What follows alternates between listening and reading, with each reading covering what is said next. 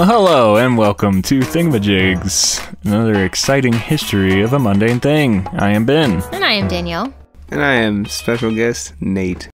That's right, we have a special guest for this episode. Some guy was walking down the street and we said, hey, get in here, sit down. And here we are. I'm also getting paid, right? No one here's getting paid. One day, maybe. Not today. Now, this is my brother, Nathan. He's in town. Mostly for their mother's birthday, but their mother happens to be born on the last day of the last, what was 69, right? Yeah. Last day of the 60s. Yeah, so the last day of the 60s. She's not a big fan of that, but, you know, we celebrate anyway. We tell her the fireworks are for her. So yeah, it's New Year's Eve. What's the significance? You know what happens on New Year's Eve? People drink a lot, and then tomorrow they're going to say they're never going to do it for the rest of the year. That's true. There's a lot of people who acknowledge dry January. Now we roll over. We roll over to a new year. It's very exciting. I, for one, am thrilled. But you know what happens when we roll over to a new year? Or one more closer to death. All of the computers stop working because of the Y2K bug. As you can see, the Allisons as a whole are a bit of a downer. So, no, we get new calendars. It's that time of year again. That time when we venture out to our local Office Depots to obtain that once-a-year purchase that everyone needs at the end of the year. Well, I guess really the beginning of every year. We're going to talk about calendars. It's time to talk about calendars. Didn't the Mayans invent the calendar? They didn't exactly invent it, but they did a really slam-up job, especially for their time frame. We have diligently crossed out every day that 2023 had to offer, and it is time to start over. This is always very exciting for me because we get that big at-a-glance calendar, and it's such a fun task to draw cute pictures on all the holidays and special days of the year, like birthdays and anniversaries. They are the best calendar, and you can only get them at Office Depot. What is the deal with that? Probably the only reason they're still in business. It is like the only thing that we buy from Office Depot. I think this year I might get some fun calendar stickers. I have a calendar on my phone. You can't draw cute little pictures on your phone, can you? They make calendars for phones now? So you can't always fill in all of the important days because they haven't been announced yet. Like, we draw a cute picture on the day that the new season of Bob's Burgers is released. But we won't know that until it gets closer. But for the most part, January is the month that I get to sit down and look at the upcoming year and see what day of the week our birthdays land on or where our anniversary lands. Fun stuff like that. That's pretty cool, actually. I never know what day my birthday's on until, like, the week before. I'm like, oh, I should have planned for that. I am incredibly obsessed with what day and time it is at all times. So I usually know when my birthday is landing. Now, we might not have invented the passing of time or seasons, but we definitely invented the tracking of it. So we are going to talk about the history of calendars. Who's we? Which part of that? The we that's talking or the we that invented? The we that invented.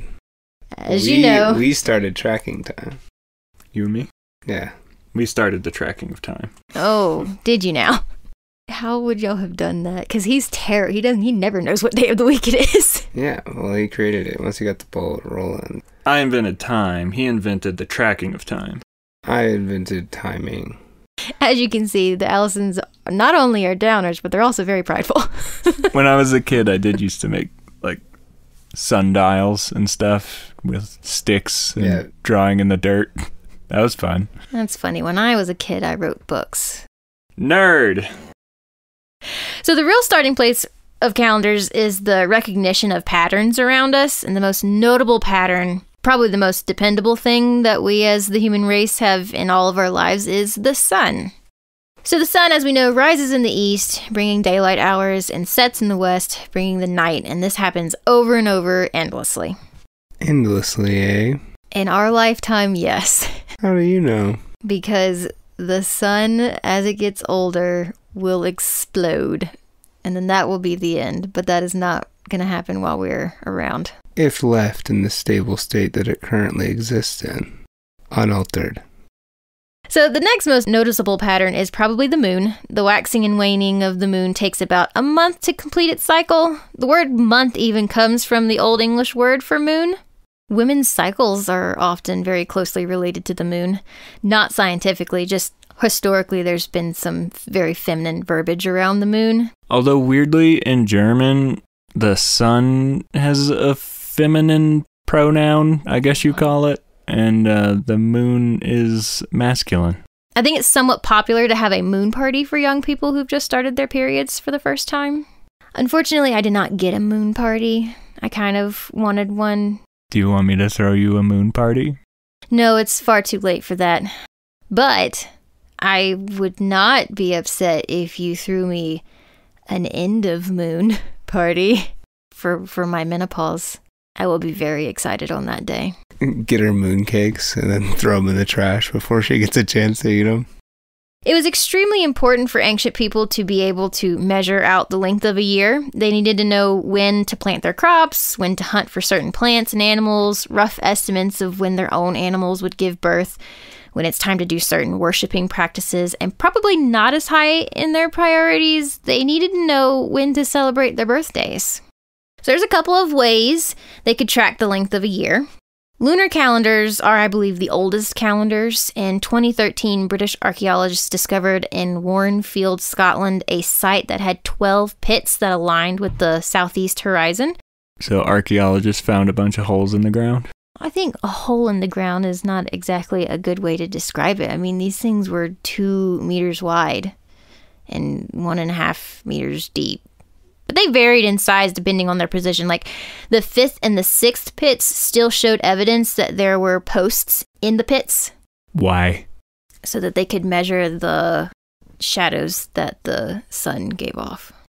It's roughly 10,000 years old, and it's thought that people of that time used it to check the height and stage of the moon so they could track time in relation to the seasons.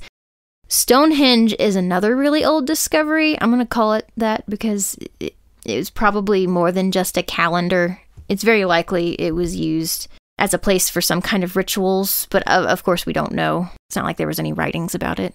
Not that the aliens let us keep. Oh boy. But Stonehenge is not as old as the pits in Scotland. Stonehenge is about 5,000 years old. They're both really old. If you would have told the people who made the Stonehenge about the people who dug the pits, they would have felt like that was just as old as Stonehenge feels to us, which is crazy to think about. So I also saw recently that there is Inca calendars found in Peru and other countries where they've used pillars along ridge lines with a fixed viewpoint from the pillars to set up for sunset, so that each sunset gives you an idea of what time of year it is. These calendars have been found throughout Inca history with different sets of pillars to measure. The most common was 13 pillars. The months are counted from the starting position, which would be from the farthest left pillar. It would make its way from one end to the other and then back, making 24 hops, dividing each month into half, so every 2 weeks. If it was above a pillar, it was the start of a month. If it was between a pillar, then it was the middle of the month. And that would tell you what time of the year it was, depending on where in the line of pillars the sun was located. Okay, so the next way that people track the passing of a year, another pretty obvious pattern that we could follow, was the passing of seasons. This one really depends on where you are in the world, whether you have distinct seasons. The Egyptians had a bit of an advantage on this because their river Nile flooded every year, and they built these structures called Nilometers that they used to measure the river. So there was a specific mark that indicated whether the river was going to be at the perfect level for their fields to get good soil. If it was too low, their fields would have poor nutrition, and if it was too high, the river would be destructive.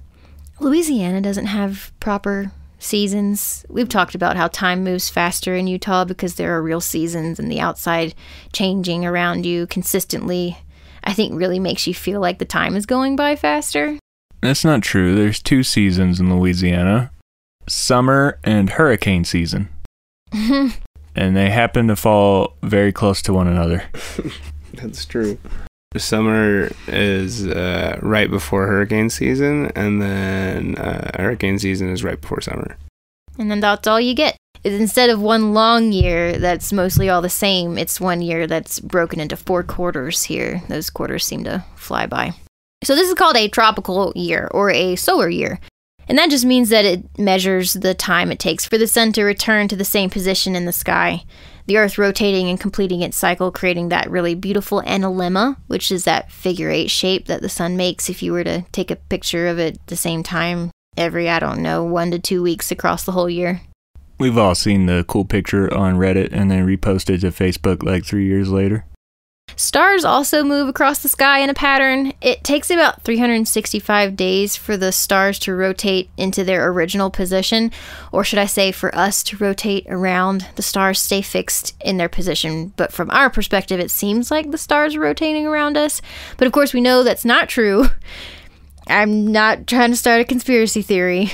It's just what the government wants you to think about the star dome that they installed around our obviously disc-shaped Earth. Yeah, Madam President doesn't want you to know that you are, in fact, the center of the universe. So this one is called a sidereal year, or the time it takes for the Earth to rotate around the sun in perspective to the background of the stars around us. So we can't talk about ancient calendars without talking about the Mayan calendar. Probably the most famous ancient calendar ever, simply because it was so dang long. And also there was a second that some people thought the end of the world was going to happen in 2012. So the Mayans split their calendar up into this giant wheel of 13 numbers, 20 day names. I guess that is the equivalent of our Monday, Tuesday, Wednesday.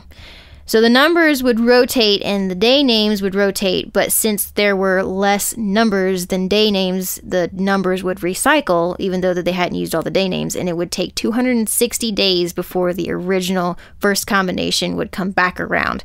And this was called a Tzolk'in. Sounds complicated. Oh, just you wait. The Hab is their solar calendar. It was made up of 365 days, but it was split into 18 months with 20 days in each month, because remember, they had 20 day names. Now, you might be doing the math and saying that only adds up to 360 days. Well, that is true, and they didn't much like it either, because those last 5 days were very scary. It was a time to lay low, not get into anything dangerous. They were unlucky. I imagine it would have been like that episode of King of the Hill where Hank realizes he missed his insurance payment on all their stuff, and him and Bobby stay inside and like don't cook or drive or anything, because if anything happened, they would be bankrupt. Peggy and Luann had to live off of the vending machine at the rest stop. Good times. So 52 years have to pass and before all of the numbers and names connecting the 3 interlocking calendar wheels line up again in the original formation that you started with, and then it starts over again. And then there's more. And then they had the long count calendar. They use this one to keep track of long periods of time, and this one counts all of the days since what they called the last creation, which, if I understand this correctly, we're living in the 4th creation. Something about the gods didn't like the first 3, so they got rid of them, and here we are. You'd think after they landed on a system with 4 different calendars, they would have went back to the drawing board and said, hey, maybe this ain't it. I don't know, because they did a fantastic job. So the first day of their 4th creation, some smart people have estimated to be on August 11th, 3114 BC. There's some debate about that date, but 11th, 13th, 15th, whatever, it's all close enough for me. They really need to get that date nailed down. Those give or take a couple of days is not enough. All right, are you ready to strap in? I'm about to tell you about what they call their days. So the Mayans called a day a kin, and 20 of these kins was called a winal. And 18 winals, or 360 days, their Hab calendar was called a tun. And then 20 tuns was called a katun. And then 20 katuns makes a baktun. So a baktun, to put into easier language, is about 144,000 days. So it takes about 144,000 days to complete a full cycle. A cycle of what? A cycle of their calendar. A cycle of their... Whenever they're full... So their dates are a bunch of numbers all put together, and... What does that represent in the physical world? I don't think it represents anything in the physical world. As far as you know. What's the cycle mean? It was every time the aliens would come and visit. Honestly, I think that we were all dropped here by an ancient civilization to mine gold from the planet. And then once they got enough, they left. Back in 2012, December 21st, 2012, actually. When the world ended? We rolled over into a new Bactoon. The 13th Bactoon. And it was a big deal. Did the world end? No.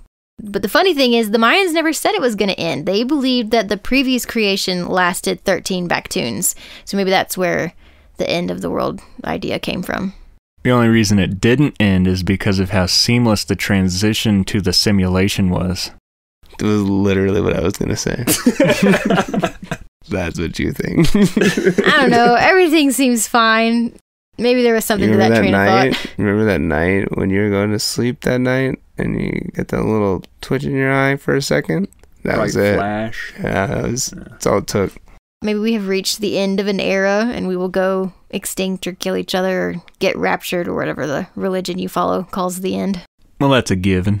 Maybe people aren't meant to live more than 13 Bactoons, and the human race won't live to see the 14th Bactoon. No one listening to this podcast will anyway. That's 300-something years from now, and I'm not sure how data will be stored that far into the future. You trying to insinuate that people won't be listening to the hit show Thingamajigs in 300-and-something years? Who knows if the internet will even be a thing in 300 years? Thingamajigs will live forever. Dude, in 2353, it's going to be popping. They're going to have t-shirts with your face on it. My current face or my mummified face? Both, because we'll be on display in a museum. They'll have, like, you ever seen, like, the ABBA concert where they have, like, the hologram people? It'll be like that. Ooh. We'll be holograms, and it'll all be put on by AI. Oh my gosh, that's a great point. Maybe we will still be around because AI has gotten so good that we can just download our brains into new bodies. Anyway, a huge shout out to Hank Green for explaining this very complicated calendar in a relatively easy to understand way. Those Green brothers are awesome if you haven't checked them out. One writes wonderful books and the other shares sciencey stuff with the common folk. They truly are doing the Lord's work.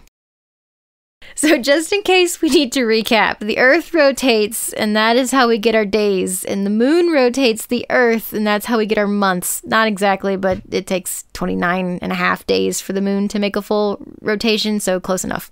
And then the Earth rotates the Sun, and that's how we get our years. This is a rudimentary natural calendar. Clearly, you've really bought into the propaganda that NASA's been selling you.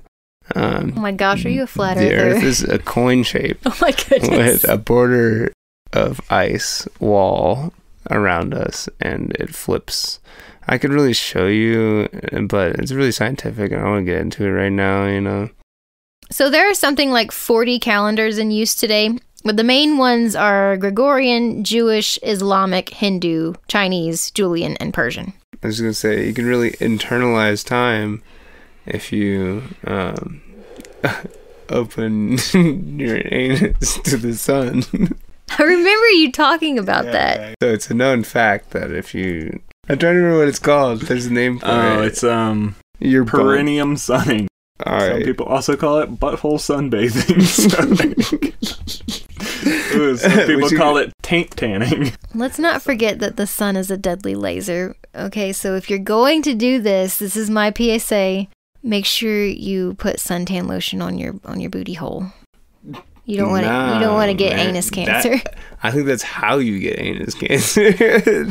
Is putting sunscreen up your booty hole. I didn't say up, just around. Just on the outer rim.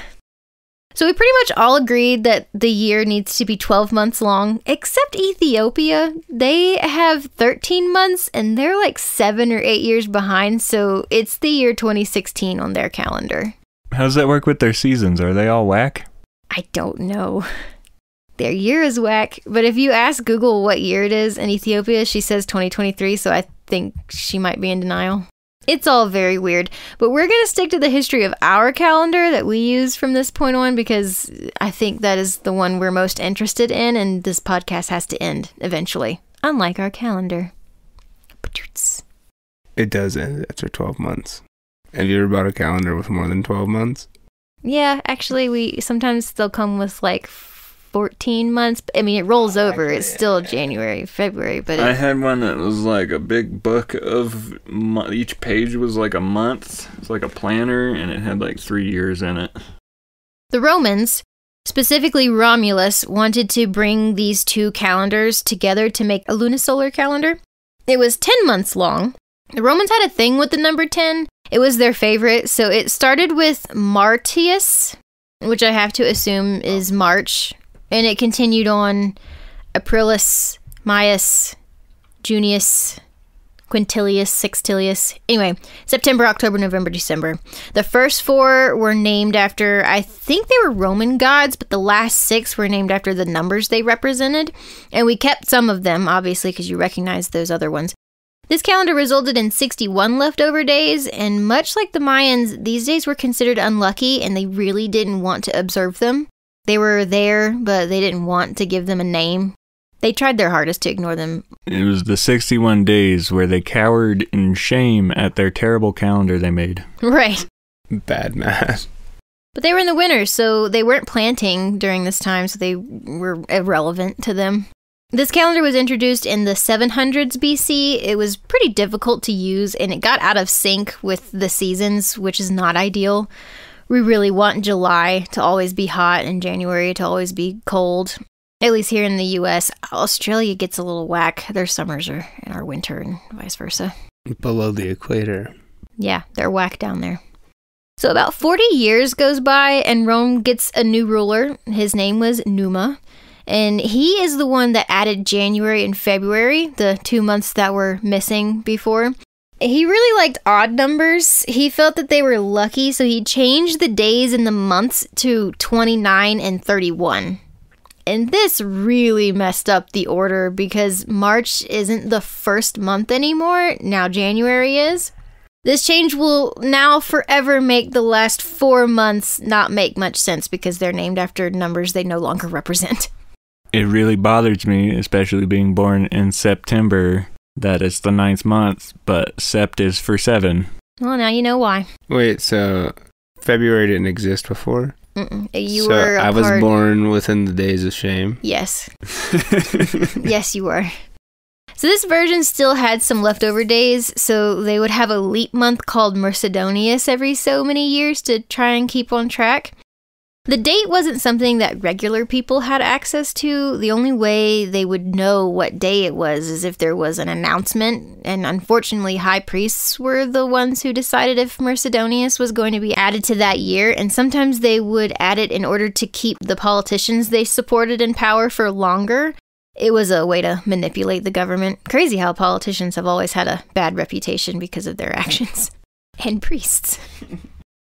And because this month was used sometimes for political gain instead of what it was meant for, the calendar became erratic and everything went wobbly. There's actually a time called the Years of Confusion because of how bad it got. Also, I require to know what the date is all the time. I could not imagine living in a time where I just didn't know. You should work overnight and you get to a point where you've been waking up on the same day and going into leaving work on different days, and you just lose track of everything. If I wake up in the middle of the night, I have to look at the clock because I need to know what time it is whenever I wake up. In comes Julius Caesar. It's 46 BC, and the Roman calendar is getting reformed, and now we have the Julian calendar. And also we have leap years, with February adding an extra day almost every 4 years. Something about a mounting discrepancy. Don't worry, it will get worked out with the next reform to the calendar. It takes 365.2422 days to revolve around the sun, so it makes sense for it to happen every 4 years to make up for that quarter of a day that we lose every year, that we don't acknowledge its existence. They rounded up. Don't worry, it'll get worked out. He also changed that 29 days thing to the oscillating 30 and 31 days in a month that we have now, not counting February. That one was still 28 and sometimes 29, depending on whether they were observing a leap year or not. Oh, and he threw Mercedonius out altogether. That was a mess. Do you know what determines a leap year? I do. What is that? So we're going to get into it. Perfect. Oh, and the people in power were so thankful for this stable calendar that they renamed Quintilius to Julius, which is what we know now as July, which was his birth month. Wait, so July is named after Julius Caesar? Yes. That's crazy. Unfortunately, Caesar was murdered, and some people said he had it coming for messing with the calendar. Something about the calendar being sacred because of the sun and God creating the sun. But in his absence, people kind of forgot how the leap year worked, and they started adding the leap year every 3 years, which of course meant the calendar fell out of alignment again in about 40 years, which is when Augustus comes in and fixes it. He changes it back to every 4-year rotation. He does it slowly, though, but eventually he gets there and balance is restored. Wait, so August is named after Augustus? Yes. I'm learning so much. This is also why July and August have the same amount of days, because they're both named after people who fixed our calendars, and they couldn't have one be more than the other. They had to be equal. Other emperors tried renaming months, usually after themselves, but none of them stuck. They were not catchy. I've been proposing the new month, Benjamimber, for a long time, but I think it's going to catch on. Would that be replacing September? Yes. Okay. Because it's not the 7th month. It's got to change. So this calendar was used for a long time, more than 1,500 years. So a lot of time has passed, and that pesky .2422 is starting to really show. It comes to about 11-something minutes, and after so long, the seasons are starting to come out of alignment again. Not only that, but Easter was a very big religious holiday, and it was supposed to happen in the spring. But because of the drifting the calendar was experiencing, it wasn't lining up with the equinox. And this is one of those rare moments when religion and science is trying very hard to work together, because the calendar has drifted about 10 days too long and they needed to know when to celebrate. So there was a lot of religious people working with astronomers, which were men of science, to fix the issue. And this was noticed well before the calendar was actually fixed. Roger Bacon realized it was about 7 days off. In 1300s, Dante talked about how the calendar needed to be realigned. Bacon. Dude, I was going to say it. The invention of the printing press made all of this even more noticeable because people were gaining regular access to the calendar date, and it was obvious that the equinox was not lining up with the dates that were given. Now comes Pope Gregory in 1582. He omitted the days that were off, which meant that it was October 4th, and then the next day it was October 15th. Those days were just gone. The Gregorian calendar is born. Also, he fixed the leap year problem by observing a leap year every 4 years, except, which is what you were asking earlier, on the turning of a century, unless that century is divisible by 400. Which means we observed it in 1600, but not 1700, 1800, or 1900, but we did observe it in the year 2000. But we won't observe it in the year 21,000. Or 2100, you might say. Yeah, sorry, 2100. Now, do you remember the Reformation? Yeah, that's popping up again. It's a reoccurring thing that just keeps messing everything up. So the Catholic countries took this new calendar on, but the Protestants were not as eager to lose 10 days. First of all, they viewed it as a Catholic plot against them, I guess. There was a lot of arguing about losing 10 days of their lives. You know, the Catholics are trying to take 10 days of my life from me. And then there was some disputes about paying bills. Why should I pay my full rent when I'm not getting 10 days of it? I mean, I'd be upset. Right, there was a lot of grievances aired. Stuff like that. It took a long time for everyone to switch over to the new calendar. People were not naming months after old Greg. They weren't too pleased. So I'm going to tell you in order how long it took for the following countries to start using the Gregorian calendar, because it makes it a little bit easier than just giving the dates. So we just didn't use calendars before then? No, they were still using the Julius calendar. They were still 10 days behind. It wasn't a big deal. It was like going to a new country that has different money. You just kind of like used their calendar and then you went back to your own And people didn't travel a lot back then, so it did not come up often. For Protestant German states, it took 117 years for them to accept it. Great Britain, and subsequently America, because we were still part of them, it took 170 years. It's 170, not 107, in case I murmured. Sweden took 171 years. Japan was 291. And China was 330. Now, some of this is because, like, China very much had their own calendar. I don't know much about it except that it has 12 animals and I'm the year of the rat. Yeah. Me too. Oh, really? Oh, yeah, that would make sense because we're born in the same year. So, yeah, that's how we got here today. The good old Greg. Pope good Greg. Old Greg. Thanks, old Greg. Oh, Greg. I wonder if he also had a downstairs mix-up. The Russians had experimented with some fun calendars, so they wanted their economy to do better, and so they enacted this calendar that was color-coded and had numbers, and all of their citizens was assigned a number or a color, and that was the day that they got off of work. And so it split up families really, really bad because a husband and wife would have different numbers, or like their kids would have different numbers. And so nobody was ever off of work all at the same time. But it did do wonders for their efficiency because their factories were always constantly working. Although it did cause issues with maintaining like machines and stuff because there was not enough downtime to clean and maintain all of their equipment. They got rid of it. They only kept it for like 10 years, and then they said this is not working. I mean, if you think about it, 10 years is a long time if you're living that kind of life for 10 years. Yeah, if you're the one experiencing that 10 years, it's a long time. But if you're just thinking about human history, it's not that bad. PSAs. I think that carts at the grocery store is a perfect example of why humans cannot operate in a self-governing way. Because we know that the right thing to do is to put the cart in the cart corral, right? It costs us nothing to do it. We know it's the right thing to do, and still some choose not to. And you're not going to get in trouble if you don't, but you know it's the right thing to do, and you still choose not to. And it hurts your fellow man, and this is why we cannot be a loving, self-sustaining, governing As humanity. much as I agree with this. Let's learn what to does put this our... have to do with calendars? We need to put our carts away so that we can make it to the store to get this calendar. Okay, I'm glad we wrapped that around. I have had thoughts about this. Wait, I didn't know it had to be relevant. I have a 2-part PSA. Stop caring so much about what day things fall on. Wrong. It's totally irrelevant and manufactured. Is not. Part 2, stop trying to invent new holidays. National Hot Dog Day does not need to exist. Stop. Okay, I agree with that.